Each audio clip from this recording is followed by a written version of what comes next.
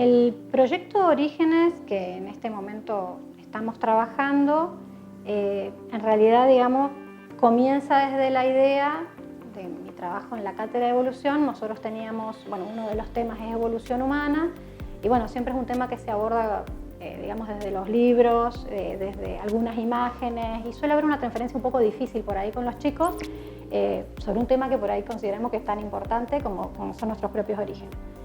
De esa experiencia, entonces, en mi trabajo de cátedra, empezamos a explorar la posibilidad de imprimir réplicas de fósiles. Esta nueva tecnología de impresión 3D nos permitió empezar a pensar la posibilidad de poder imprimir estas réplicas y darles a los chicos el material en la mano como para que ellos puedan explorarlo y tener, digamos, adquirir el conocimiento de una manera más práctica. Y sobre todo eso se vería potenciado, digamos, con esto de esta nueva materia que se llama antropología biológica, que está dentro del nuevo plan de estudio de la carrera de licenciatura en genética. O sea que nace un poco de la parte de lo académico, mi interés en evolución humana. Y bueno, veníamos con esa idea, empezamos a ver que con estas impresiones, yo por lo menos estos fósiles los llevo a mi casa, juega mi hija, mi hijo, nos empezamos a hacer preguntas y lo que vemos es que con esta información en este formato es mucho más fácil llegar a la gente, digamos, a cualquier persona, digamos, puede aprender, comprender y empoderarse por ahí un poco de este conocimiento científico sobre su propio origen. Así que empezó ahí un poco la idea de pasar de la universidad por ahí y explorar escuelas primarias, secundarias, la sociedad en general a través de, por ejemplo, la kermés científica, todas actividades, digamos, que se realizan en la UNAM.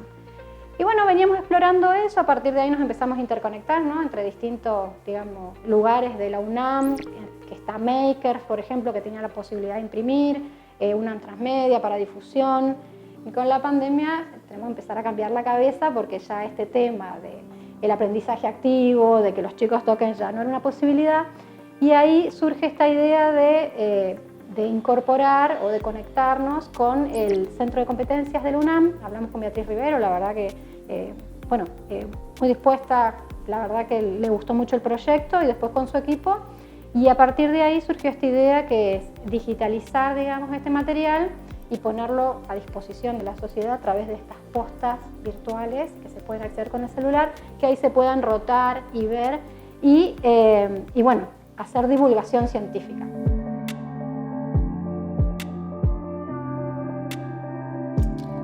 Históricamente se refiere a homínidos, digamos, a todos aquellos especímenes que tienen que ver con la evolución de nuestro propio linaje. Eso ahora taxonómicamente se llama la tribu de los hominini. Y bueno, ese es precisamente uno de los objetivos de uno de los primeros prácticos, y el disparador que yo uso con los chicos es comparar primero dos primates actuales, que es el chimpancé y, bueno, nuestra propia especie, y que ellos, digamos, empiecen a explorar y tratar de anotar cuáles son las similitudes o diferencias que ven. Normalmente, bueno, se hace una lista bastante grande, pero hoy en día lo que se considera son solo 2 caracteres que son diagnósticos, pensando, ¿no?, en que uno cuando va y está recuperando un fósil normalmente no encuentra una calota craneana de estas características, sino que son muchos fragmentos, y entonces hay 2 caracteres que sí son diagnósticos, que tienen que ver, que se pueden ver aquí, es que es la reducción del canino. Todo esto tiene que ver con una modificación de la mandíbula y de la cuestión alimenticia, y la posición del foramen magnum, que es este, digamos, orificio que se encuentra aquí abajo, que es mucho más, una posición más central en el humano y mucho más, digamos, acá externa en el chimpancé, que tiene que ver con el andar bípedo, ¿no?, la locomoción bípeda. Esas son 2 características diagnósticas, que es lo que se busca cuando uno está, digamos, viendo un fósil.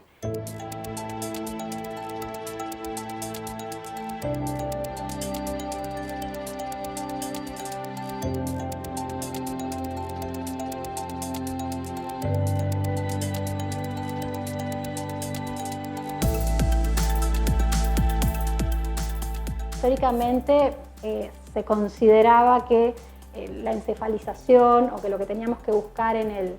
ese primer, digamos, homínido ahí del linaje, tendría que haber tenido un cráneo grande, apuntando a las cuestiones que tienen que ver con inteligencia. Pero bueno, eso, por ejemplo, fue algo que se modificó, que de hecho que haber recuperado fósiles fue demostrando que la capacidad craneana no fue un evento, digamos, determinante en el origen de nuestra especie, sino que es algo que surge posteriormente, e incluso que ni siquiera es una tendencia progresiva porque han habido fósiles. En el 2005 fue también una revolución que deconstruyó esa idea. Un homínido que se llama el Hobbit, digamos lo apodan el Hobbit, que se encontró Homo floresiensis en una isla, y lo que encontraron era que era muy pequeño, tenía una capacidad craneana muy pequeña y estaba asociado con material lítico, o sea que digamos que usaba herramientas, digamos que tenía inteligencia comparable. Entonces eso terminó de construir el tema de que los cerebros más grandes y la cuestión de la inteligencia. Y además, bueno, eso también una de las cuestiones que sale en la clase tiene que ver que dentro de la evolución humana y siguiendo este paradigma del cerebro primero, que ahora no, ahora es, digamos, el bipedismo primero, es lo que está ahora, pero antes se consideraba esto del cerebro primero. Hubo un fósil que fue un fraude que persistió casi durante 50 años soportando esta hipótesis del cerebro primero, que en realidad lo que habían hecho era, los investigadores que lo habían descubierto, en realidad habían digamos, producido un fraude que era una quimera de un cerebro, digamos, una calota craneana antigua con una mandíbula de un orangután, y con eso habían creado una quimera que ellos sostenían que era el origen del hombre porque tenía un cerebro grande que daba cuenta de una inteligencia y algunas características simiescas. Además tenía un origen europeo y tenía todo que ver, digamos, con una cuestión de la época, y durante 50 años se siguió esa línea de pensamiento hasta que los fósiles empezaron a demostrar que no, que digamos el ancestro en realidad era el ancestro que desbanca este fraude, que es conocido como el hombre de Piltdown, pertenece al género de los australopitecinos. Entonces, siguiendo con la línea de la clase, una vez que los estudiantes identifican cuáles son las diferencias entre un chimpancé y un humano, después empezamos a buscar cuál sería el posible ancestro, ¿no?, de estas formas, y acá llegamos a un australopitecino que nos muestra esta reducción, digamos, de los caninos, y ya empieza a aparecer esta posición más central del foramen magnum, indicando que estos ancestros tenían una locomoción bípeda y bueno, marcan, digamos, uno de los estadios, ¿no?, de lo que va a ser el origen del hombre, ¿no?, del linaje. Este fósil, conocido como Lucy, más o menos entre 3 millones de años aproximadamente de antigüedad, conocido porque cuando en su descubrimiento dicen que están escuchando la canción de los Beatles y por eso la apodaron de esa manera. Así que bueno, un poco ese es, digamos, lo que enseñamos por ahí en esa clase a los chicos como primer disparador y aproximación a lo que es la evolución humana.